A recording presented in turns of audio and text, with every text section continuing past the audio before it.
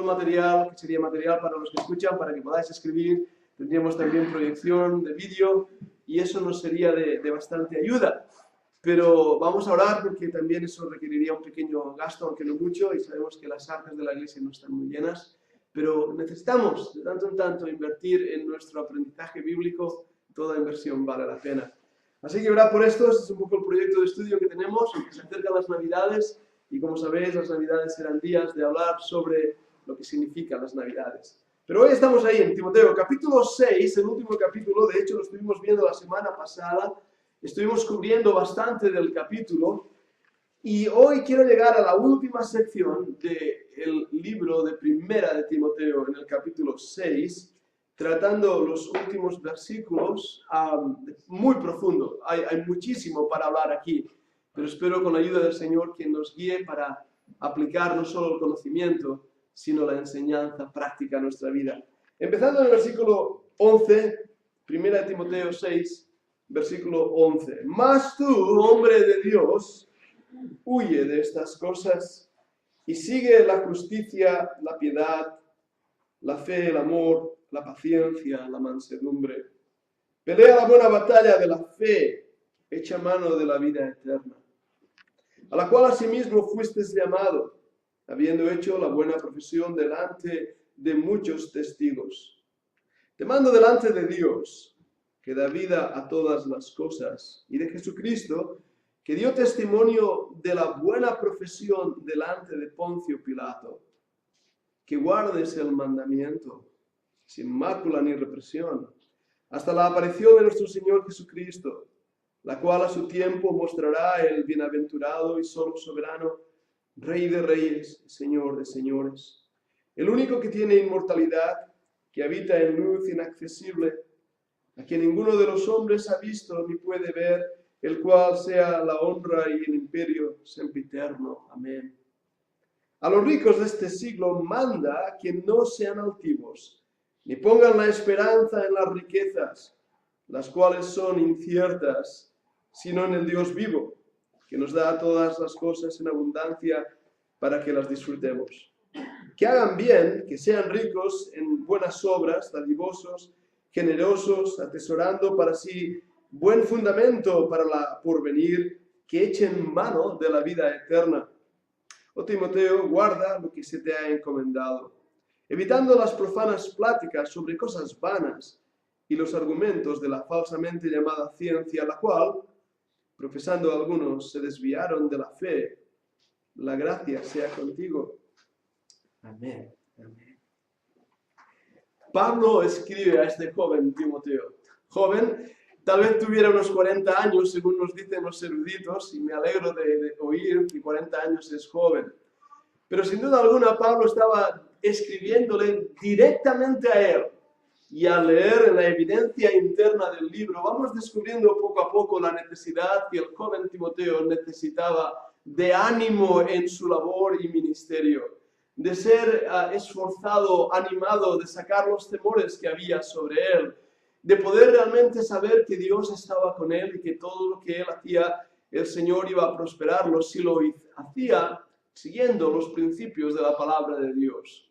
En esta sección que hemos leído, el versículo 11, utiliza Pablo un término que se repite un par de veces aquí en el libro y que es interesante notar, no se utiliza mucho más en todo el Nuevo Testamento. Ahora, sí se usaba en el Antiguo Testamento. Me refiero a esas palabras donde dice, mas tú, oh hombre de Dios. ¿Qué título honorífico tan extraordinario? Hombre de Dios. De hecho, era un título dado muchas veces a los profetas en el Antiguo Testamento, aquellos que llevaban el oráculo divino, el mensaje de Dios a la nación de Israel. No solo que adivinaban el futuro, o que iban a decir lo que iba a pasar en el futuro. Los profetas eran aquellos que Dios había enviado con un mensaje desde lo alto para toda la nación. Y recordamos a Elías con este título, hombre de Dios. Era un título que mostraba el carácter de estos hombres, la manera de ser, de comportarse, de vivir, de conducirse en medio del pueblo. Realmente era un título honorífico, no para enorgullecerse, pero que marcaba una gran responsabilidad sobre aquella persona que lo recibía. Ahora, a lo largo de los años, yo sé que se han dado muchos títulos a los siervos de Dios. En inglés, un título popular es reverend, que quiere decir reverendo. Y alguien dijo una vez, bien acertado, a propósito, que no le gustaba usar el título de reverendo porque reverendo era alguien a quien se le hacía reverencia.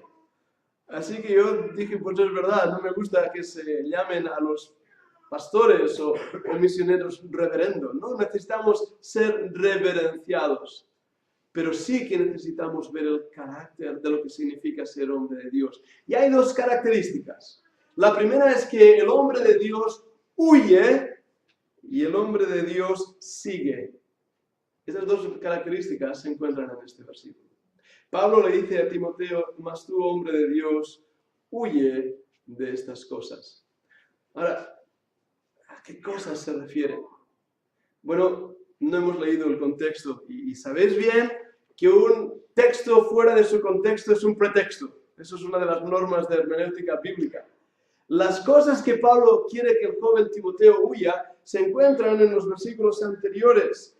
En cuanto al versículo 3, capítulo 6, versículo 3, dice, si alguno enseña otra cosa, no se conforme a las sanas palabras de nuestro Señor Jesucristo, de la doctrina que es conforme a la piedad, está envanecido, nada sabe, y delira acerca de cuestiones y contiendas de palabras, de las cuales nacen envidias, pleitos, blasfemias, malas sospechas, disputas necias de los hombres, corruptos de entendimiento y privados de la verdad, que toman la piedad como fuente de ganancia.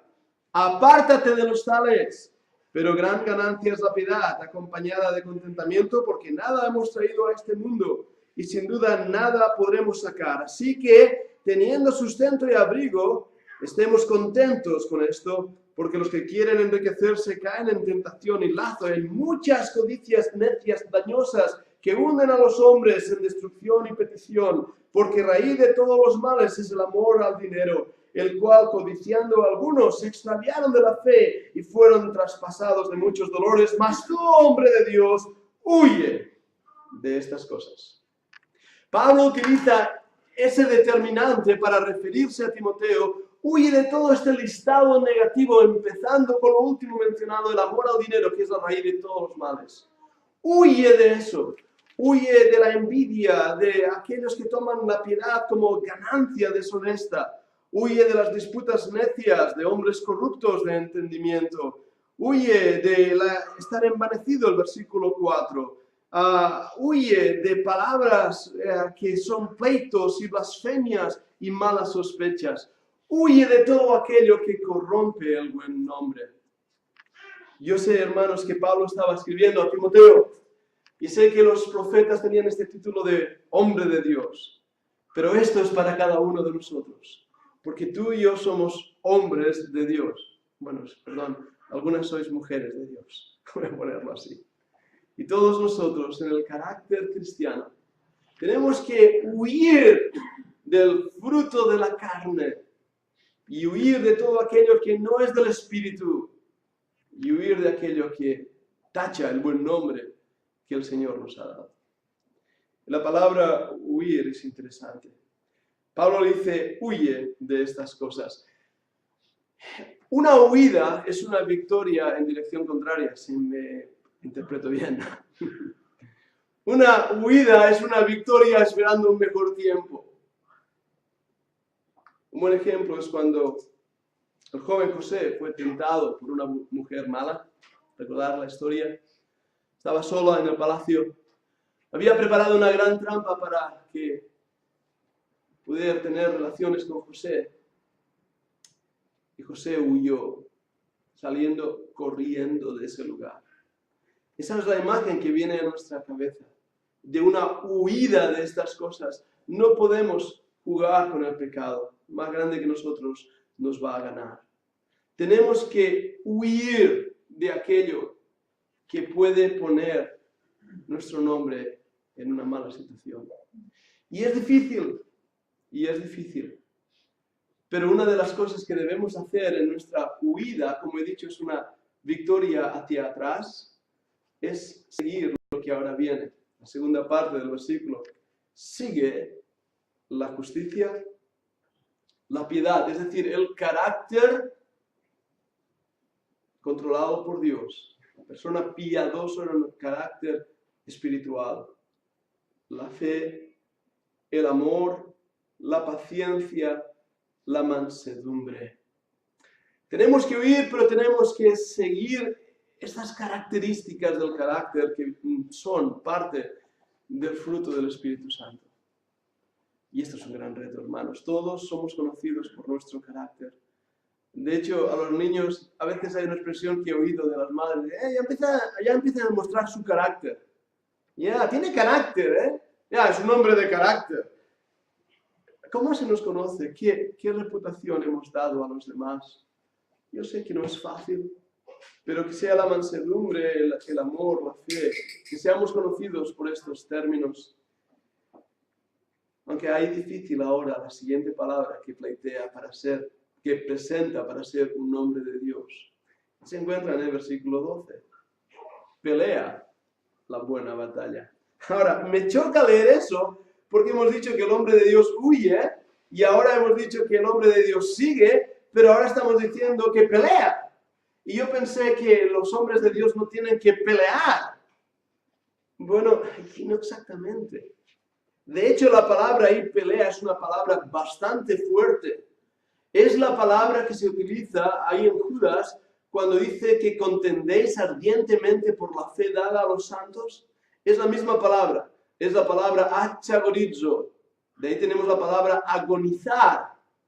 Es cuando uno ha corrido una maratón de 40 kilómetros y está respirando y ya no puede. O está luchando y ha sido herido en combate y está intentando con su último aliento continuar luchando. Esa es la palabra agonizo. El hombre de Dios tiene también que ser un soldado. Pelea la buena batalla de la fe. Echa mano de la vida eterna. Y ahora entraremos ahí en otra palabra, pero la lucha del creyente no es contra carne o contra sangre, hermanos, es contra principados, es contra potestades, es contra el mismo diablo. Tengo un listado aquí de los nombres dados al diablo, no miraremos todas las citas, pero 18 nombres dados a nuestro enemigo. Y no hay mayor manera de vencer al enemigo que conociéndole. Satanás es llamado acusador, se opone a los creyentes delante de Dios. Es llamado el adversario, está en contra de Dios. Satanás es también conocido como Belcebú, señor de las moscas. Solo ese nombre ya me da asco realmente. También como Belial. Belial quiere decir el inservible. El diablo, la palabra diablo, muestra el carácter de calumniador de nuestro enemigo. Se conoce como el dragón antiguo, su carácter destructivo. El enemigo, el que está contrario a nosotros. El maligno, es decir, intrínsecamente malo. Es el Dios de este siglo que influencia en la manera de pensar del mundo, que controla el mundo, que manipula el mundo. Por lo tanto, es mentiroso. Juan 8:44 nos dice, vuestro padre el diablo es mentiroso. Pervierte la verdad, destruye lo que es verdadero, destraza las mentes del hombre. Y por eso es homicida. Es guía a las personas a la muerte eterna. Si hay un asesino en serie, sin duda alguna es el mismo diablo. Príncipe de la potestad del aire, controla a los incrédulos. Es presentado como un león rugiente que destruye. Es como el príncipe de los demonios en Marcos 3:32. En Juan 12:31 es el príncipe de este mundo. Es la serpiente antigua, engañador en el huerto del Edén, en Apocalipsis 12:9. Es el tentador, incita a las personas a pecar. Es Satanás, es el adversario. Este es nuestro enemigo y contra él tenemos una pelea. Dios nos ha dado la victoria, hermanos. Pero vivimos en días donde la gente no quiere pelear. No se considera de buen cristiano ser un peleón. Sin embargo, estamos permitiendo que el error, la mentira, la vanagloria de la vida, las riquezas, todo aquello de lo que deberíamos huir, tome el lugar de nuestro campamento. Y de esta manera perdemos la batalla. Pablo le dice a Timoteo, pelea. Pero hay algo más ahí, echar mano de la vida eterna. Y echar mano simplemente quiere decir agarrar. Como decimos en España, coger, tomar en nuestras manos. Que no se escape la vida eterna. Igual que Timoteo, que había hecho profesión delante de muchos de su fe en Jesucristo, nosotros también. Y como hombres de Dios, tenemos que tomar la vida eterna. Por eso es una disciplina. Estamos viviendo en días donde todo es fácil. ¿Habéis visto un abre fácil? Para mí es lo más complicado. Siempre que leo abre fácil, sé que no voy a abrirlo. Un abre fácil. La cocina fácil. ¿Verdad que sí? Aprende inglés en 4 horas, todo es fácil. Hablamos con el hermano Playa de ordenadores. Un curso para ti solo, fácil. Todo es fácil. Dejadme deciros algo, son malas noticias. La vida cristiana no es fácil. Y si pensamos que es fácil, no es la vida cristiana. La vida cristiana requiere esfuerzo, pero Él da fuerzas al cansado. La vida cristiana requiere que mantengamos nuestra fe inquebrantable, aunque el enemigo va a intentar quebrantarla. La vida cristiana requiere que andemos por fe y no por vista. Requiere seguir los pasos del Maestro, sacrificio, entrega. Esto no es un mensaje popular.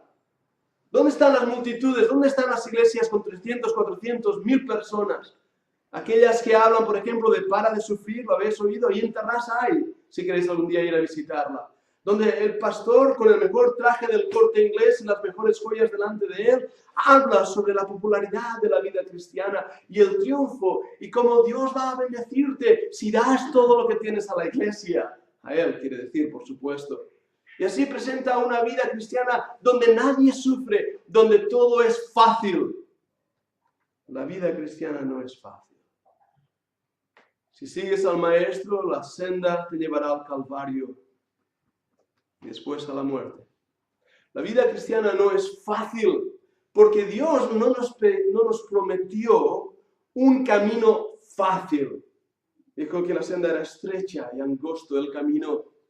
Lo único que nos ha prometido el Señor es una llegada segura, un destino seguro, a pesar de los inconvenientes del camino. Y Pablo le está diciendo a Timoteo, debes echar mano de la vida eterna. Ahora fijaros en el versículo 13, perdonadme. Te mando delante de Dios, que da vida a todas las cosas, y de Jesucristo, que dio testimonio de la buena profesión delante de Poncio Pilato, que guardes el mandamiento sin mácula ni reprensión hasta la aparición de nuestro Señor Jesucristo. Ahora, dejadme parar ahí un momento. Lo primero es que Pablo le dice a Timoteo, huye, le dice, sigue, le dice, pelea, le dice, echa mano de la vida eterna, pero ahora le manda delante de Dios, que da vida a todas las cosas, y de Jesucristo, que dio testimonio de la buena profesión delante de Poncio Pilato, le manda que guardes el mandamiento sin mácula ni reprensión. Pablo hará esto en varias veces en la Escritura. Mandar, pedir o rogar por el mismo Jesucristo. Romanos capítulo 12. Os ruego por las misericordias de Dios que presentéis vuestro cuerpo en sacrificio vivo, santo, agradable a Dios. Pablo, cuando quiere rogar algo, no lo va a decir por él mismo, lo va a decir por el mismo Jesucristo. ¿Podéis imaginar la fortaleza de estas palabras? Pablo le está diciendo, te mando en el nombre de Cristo. Es la misma autoridad que sacaba afuera a los demonios. En el nombre de Cristo se echaban a los demonios. Y ahora en el nombre de Cristo, el hombre de Dios tiene un mandato sobre él. Y ese mandato es seguir el mandamiento. No es fácil, pero tenemos un ejemplo de alguien que ante Poncio Pilato, la autoridad de este mundo, aquel que representaba el imperio romano, la gloria, el esplendor, las riquezas, aquel que podía haberle sacado de la muerte, él tuvo una profesión de fe correcta. Él no bajó un paso atrás, no dio un paso atrás en su postura. Y por eso Poncio Pilato se lavó las manos. Ante ese evento, Pablo le dice a Timoteo, te mando. Es una orden directa. Es un mandato como los mandamientos que leemos en el libro de Éxodo. Te mando que guardes el mandamiento sin mácula ni reprensión hasta la parusía, la aparición de nuestro Señor Jesucristo, la cual a su tiempo mostrará el bienaventurado y solo soberano Rey de Reyes, Señor de Señores. Ese día, hermanos, se acerca. Ese día se acerca. El hombre de Dios no es lo que Él es por sí mismo, es lo que Él es por la gracia operando en Él. La gracia de Jesucristo, el único que tiene inmortalidad, nos dirá el versículo 16, que habita en luz inaccesible, a quien ninguno de los hombres ha visto ni puede ver. ¿Quién puede ver a Dios sino caer como muerto? Aún Josué, viendo al ángel de Jehová, cayó como muerto a sus pies. Aún Moisés dijo, déjame ver tu rostro, y él le dijo, no, dejaré ver mi rostro, verás mis espaldas. Y sabemos que se refería a esa gloria, a esa luz inaccesible. Hermanos, a ese es el nuestro Dios a quien adoramos y servimos. Lo único que pasa es que en el cristianismo actual lo hemos rebajado. Por eso hay iglesias que se ponen a bailar ahí delante de Dios. Adoremos a Dios, vamos a bailar. Yo no me atrevería a bailar delante de este Dios. Antes caería de rodillas, cubriendo mi rostro con temor y temblor. Aunque Él es mi Salvador, es un Dios soberano. Pablo le está dando a Timoteo órdenes directas. Y me gustaría acabar con la última parte del capítulo, muy explícita y a la vez fácil de entender. Muy de la responsabilidad de Timoteo como responsable de aquella iglesia. Hablar con los ricos. No es trabajo fácil, lo aseguro. Los ricos en el pueblo son los que mandan, ¿lo habéis notado? Dicen por ahí que si tienes amigos entre los ricos del pueblo vas a conseguir algo. Los que entran en el poder, no es crítica, eran pobres y se hacen ricos. Había ricos en la iglesia. Y en otros lugares había problemas por culpa de estos ricos que pensaban que ellos podían controlar la iglesia porque al fin y al cabo ellos eran los que ponían el dinero para que funcionara la cosa. Dios provee cuando Él quiere, como Él quiere, no necesita lo que somos.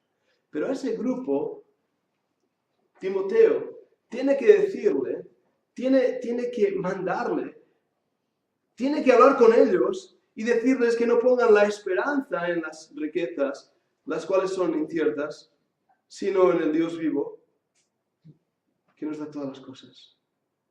Y el versículo 17 les tiene que decir que no sean altivos. Tú te pondrías delante de un hermano y le dirías, oye hermano, no seas altivo. A mí me gustaría un montón hacer eso. Pero el problema de estos hermanos es que habían hecho lo contrario que el hombre de Dios tenía que hacer. Huir de estas cosas, huir del amor al dinero. Estos hermanos habían abrazado el amor al dinero y por eso su corazón se había llenado de orgullo. ¿Bien? El dinero es un buen siervo. Podrá llevarte lejos si lo utilizas sabiamente, pero es un déspota, es un mal señor. Por eso el versículo 18 dice que hagan bien, que sean ricos en buenas obras, dadivosos, generosos, atesorando para sí un buen fundamento para lo porvenir. Y fijaros de nuevo, que echen mano de la vida eterna. No importa si eres rico o eres pobre, si eres libre o eres esclavo, no importa si eres griego o romano, judío o gentil, lo que importa es que seas un hombre de Dios, que eches mano de la vida eterna. Pablo le está dando un mandato directo a Timoteo. Por último, como una gran traca, si habéis visto esos petardos que hacen en las fiestas aquí en Castelbisbal, que van tirando las luces y al final, ¡boom!, la gran explosión, el versículo 20, Pablo sella todo lo anteriormente dicho con esta expresión. Oh, Timoteo. ¿Puedes cambiar el nombre ahí, Timoteo, por un momento? No estoy diciendo que cambiéis la Biblia, solamente os pido que cambiéis el nombre y pongas tu nombre. O Pedro, o Rosa, guarda lo que se te ha encomendado. Dios nos ha dado cosas preciosas y son muy difíciles de guardar y mantener. Es más fácil ir con la multitud, con la corriente, que en contra de corriente. Pero Pablo dice, Timoteo, guarda lo que te ha encomendado. Evita las profanas pláticas sobre cosas vanas, sobre tonterías. Evita eso. Incluso, fijaros, y los argumentos de la falsamente llamada ciencia. La Biblia no está en contra de la ciencia, está en contra de la falsamente llamada ciencia. ¿Ves la diferencia? Y profesando algunos, se desviaron de la fe.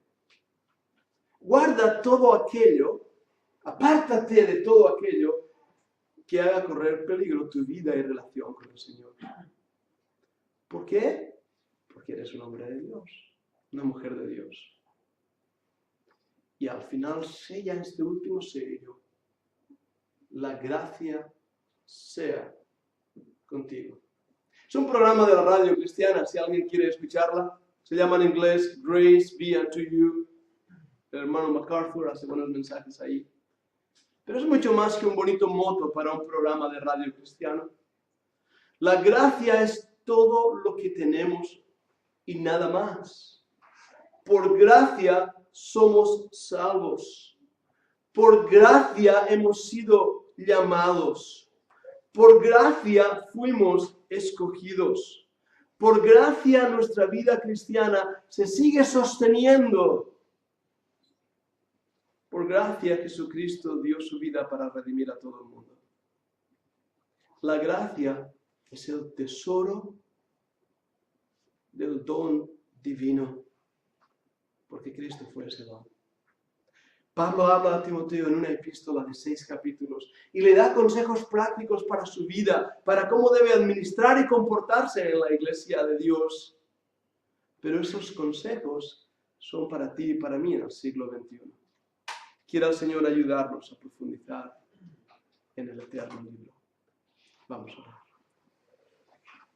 Padre, gracias, Señor amado, porque tu palabra ha consolado nuestro corazón en esta tarde.